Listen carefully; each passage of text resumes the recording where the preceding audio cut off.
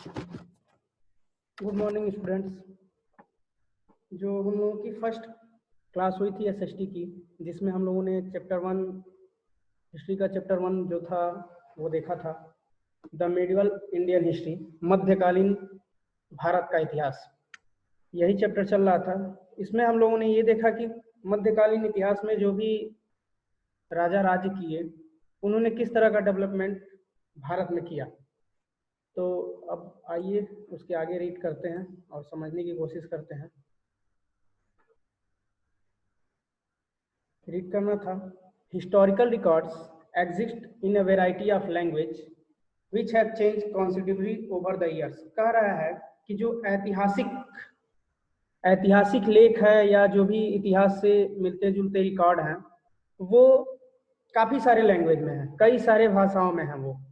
और वो जो which have change considerably over the year, और कई सालों के बाद वो क्या होते रहते हैं, वो चेंज होते रहते हैं, उनमें कुछ ना कुछ क्या होता रहता है, बदलाव होता रहता है।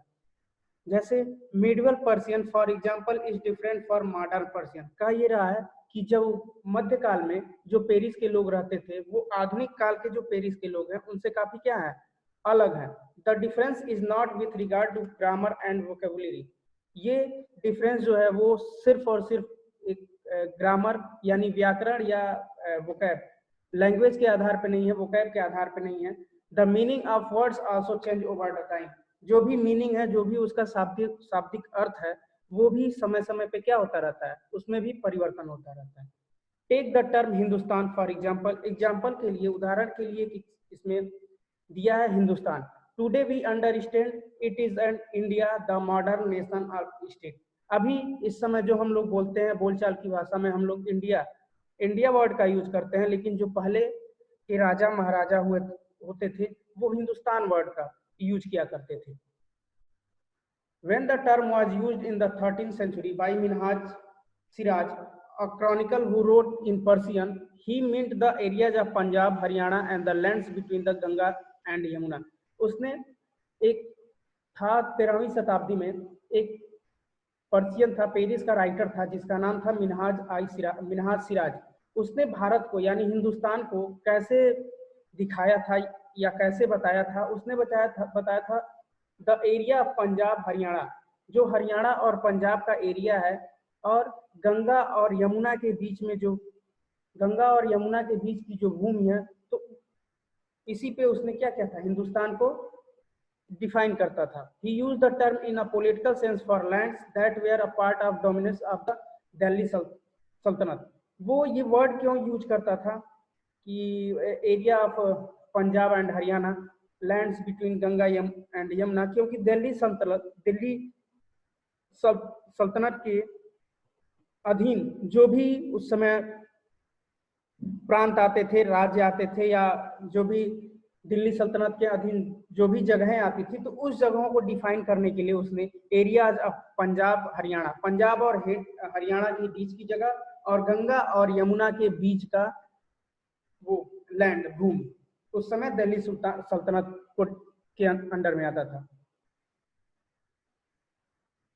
The areas included in this term shifted with the extent of the Sultanate, but the term never included South Indian within it. जैसे जैसे सल्तनत, दिल्ली सल्तनत का बदलता गया, the areas included in this term shifted with the extent। जैसे जैसे सल्तनत बढ़ता गया, दिल्ली सल्तनत बढ़ता गया, वैसे वैसे इसका एरिया क्या होता गया, एरिया भी दिल्ली सल्तनत का क्या होता गया, बढ़ता गया। लेकिन उसके बीच में उस जो भी उसको डिफाइन किया गया था, उसमें कभी भी साउथ इंडिया, दक्षिण भारत का नाम कभी भी नहीं आया था। By contrast, in the early 16th century, 16वीं शताब्दी में, Babur used Hindustan to describe the geography. Babur जो था वो हिंदुस्तान को डिस्क्राइब कैसे करता था, the fauna and the culture of inhabitants of the subcontinent. जो भी प्राणी थे या जो भी निवासी होते थे सब कॉन्टिनेंट में, उपमहाद्वीप में, उन्हीं को वो एक तरह से हिंदुस्तान करके डिफाइन करता था। As we will see later in this chapter, इसको हम इस चैप्टर के बाद में देखेंगे कि बाबर के बारे में और क्या क्या बातें हैं, इसको इस चैप्टर के बाद हम लोग देखेंगे। This was somewhat similar to the way of 14th century poet Amir Khusro used to the word Hindu, while the ideas of the geographical and cultural entirety like India did exist. ऐसे ही कह रहा है कि 14वीं शताब्दी में एक बहुत महान कवि हुए थे जिनका नाम था अमीर खुसरो। उन्होंने एक वर्ड यूज किया Hind, while the idea of a geographical and cultural entity like India did exist, the term Hindustan did not carry the political and national meaning which we associate with it today. जो भी वो अमीर खुसरो हिंदुस्तान को कैसे हिंद कह के define करते थे, लेकिन जो इंडिया शब्द था, इंडिया जो इस समय हम लोग हमारी आम बोलचाल की भाषा में हम लोग इंडिया कहते हैं, वो उस शताब्दी में भी उसका यूज नहीं होता था।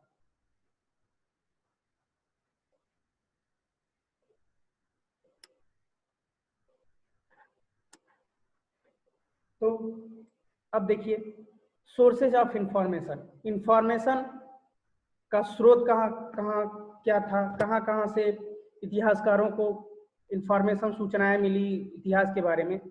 Historical sources are classified into two broad categories. दो भागों में इसको बांटा गया है, एक है लिटरेसी और दूसरा है आर्कोलॉजिकल। लिटरेसी मतलब होता है साहित्य और आर्कोलॉजिकल मतलब होता है पुरातत्व। तो एक इतिहास को पता करने के लिए कि इतिहास का वास्तविक रूप क्या है, तो उसको दो भागों में बांटा गया। एक था लिटरेसी यानी साहित्य और दूसरा था आर्कोलॉजिकल यानी पुरातत्व। The literacy sources of medieval India can be divided into two. अब जो लिटरेसी सोर्स था, जो साहित्यिक स्रोत था मध्यकालीन भारत में, उसको भी दो भागों में बांटा गया। एक था इंडिजीनियस मतलब मूल निवासी, जो मूल निवासी होते थे उनका भी कुछ ना कुछ अपने जहाँ पे रहते थे उसके विषय में वो भी कुछ जानकारी रखते थे, तो वो भी एक स्रोत हुआ। और writing by the Indian and the foreign account, और कुछ ऐसे लोग भी हुए जो विदेश से आए और उन्होंने वहां अपन जहाँ पे आए, जहाँ उस वहां के इतिहास को उन्होंने भी जांचा परखा और कुछ ना कुछ उस पे लिख दिए। Apart from coins, inscription and